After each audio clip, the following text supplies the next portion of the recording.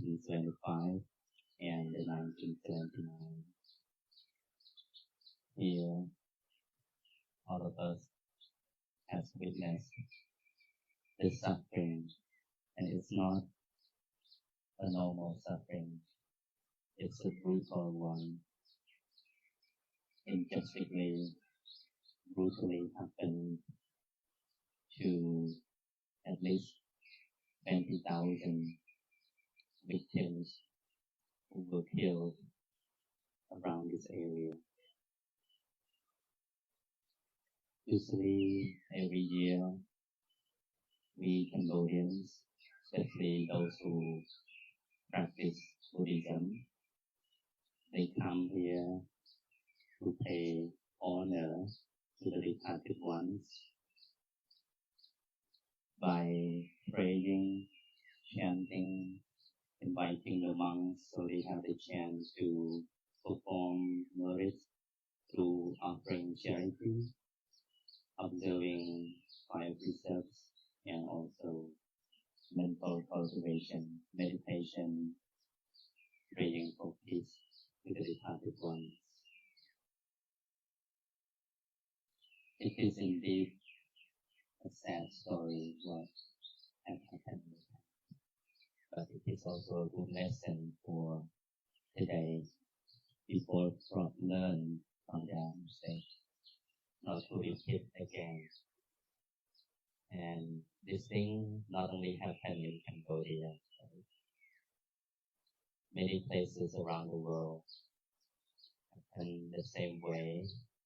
So we can take it as a reflection, as consideration.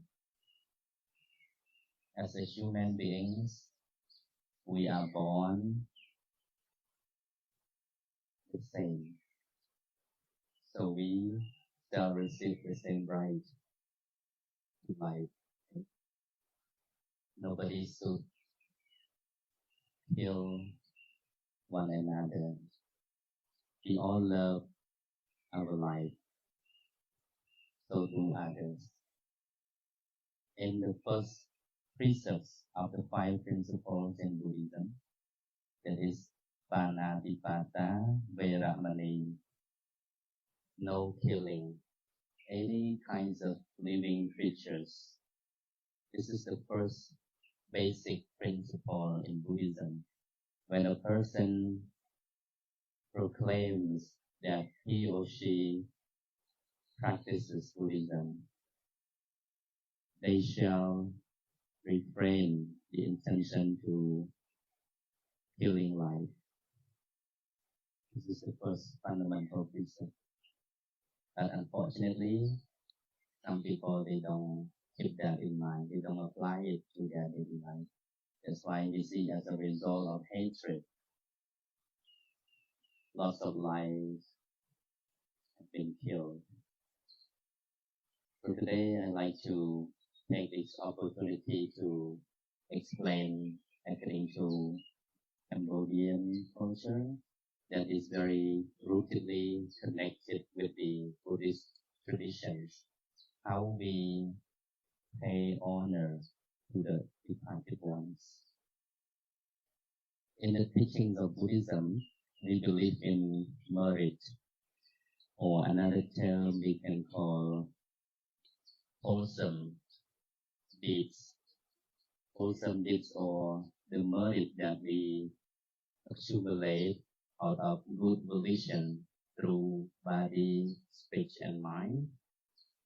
We can transfer, we can share, and dedicate to those who pass away. Through what? Through our intention. Because the Buddha said, intention or volition is karma. You all understand about the word karma, right? The action that is done, either evil or wholesome, that is considered as karma, when it is done out of intention. If you do something unintentionally, that does not constitute as a karma. For example, you may walk So you may step on many insects. Unintentionally, you kill many insects every day, but you don't have intention to do that. So it does not constitute as a bad karma, right? So when we want to dedicate meritorious deeds or merit to those who passed away, we can do so through our volition, our good intention, wishing them to be happy, to be liberated from suffering. But before we can do so, we have some merit from ourselves through doing charity, offering to those who are worthy of offering, not only monks in Cambodian tradition, because we 95% are Buddhists, so people, they always bring offering to the monks, and after that they share merit to their departed relatives. This is the tradition.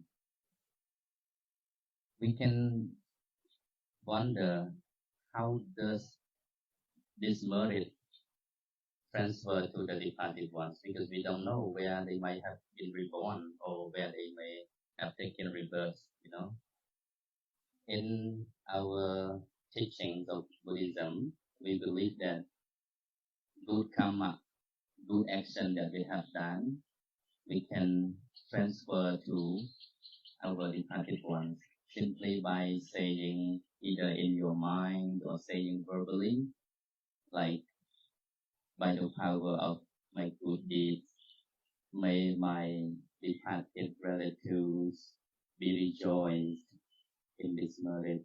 May they be happy. May they be free from suffering. This is the way in which we can dedicate to them, because there's no any other things that is powerful as mental volition, as the power of the mind. So when the mind is directed to somewhere, so we are there, right? Like everywhere, everything is led by the mind. The mind is the forerunner. If you want to go to Cambodia, your mind is already there, right? So you come here because of your intention, because of your mind that directed you to be here.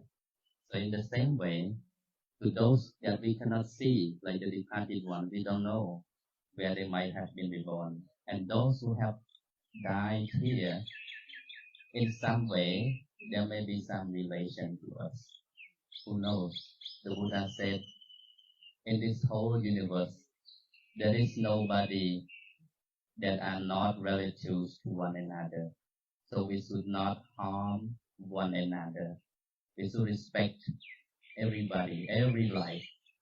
No hatred, no killing intention towards one another. Because all of us in the whole universe, Jew-man or non-Jew-man,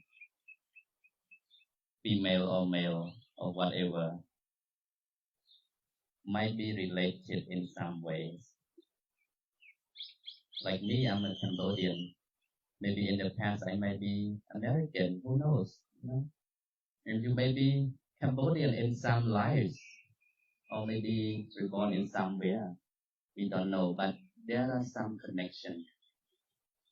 For example, when you see people who are strangers to you, maybe one or two or a few become very likable or very familiar with you.